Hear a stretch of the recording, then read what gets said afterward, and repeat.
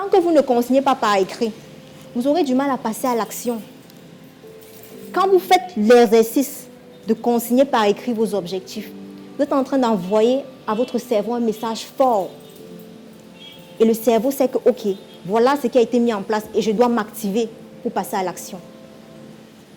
Je suis devant vous aujourd'hui parce que j'ai un rêve.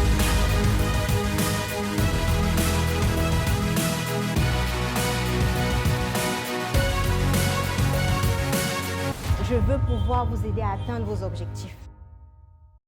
En 1979, ils sont allés trouver des étudiants de Harvard, 3e cycle administration, et on leur a posé les mêmes questions.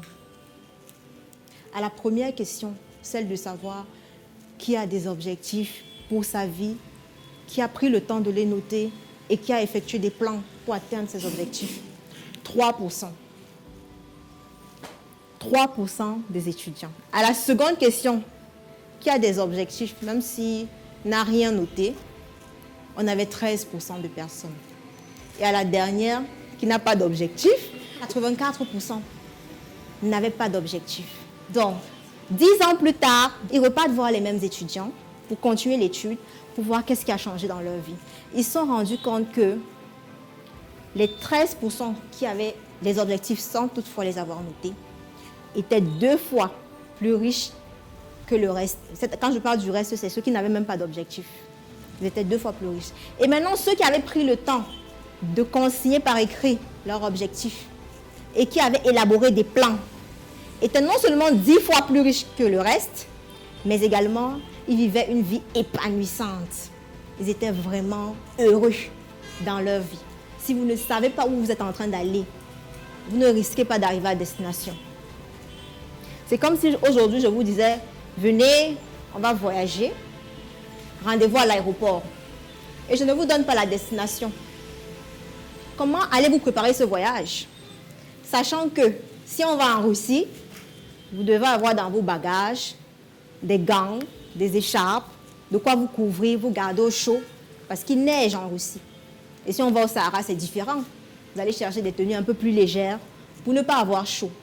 Donc le fait de savoir où est-ce que vous êtes en train d'aller vous fait mieux préparer votre parcours. Donc il est très important, les amis, que vous ayez une vision de ce que vous voulez être. Où est-ce que vous voulez aller? Vous devez pouvoir vous poser la question de savoir qu'est-ce que vous voulez dans cette vie. Quels sont vos rêves? Qu'est-ce que vous voulez être? Qu'est-ce que vous voulez avoir? Qu'est-ce que vous voulez faire? Et qu'est-ce que vous voulez partager?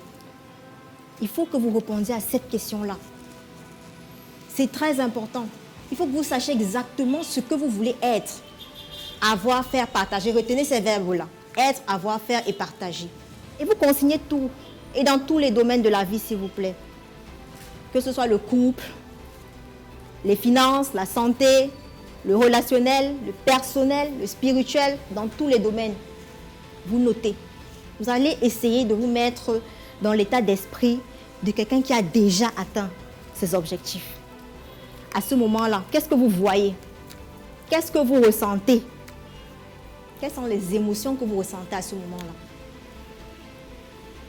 Après avoir fait cet exercice-là, vous avez déjà fait le premier pas pour l'atteindre.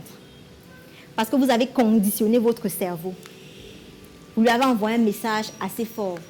Et maintenant, il sait qu'il doit se bouger.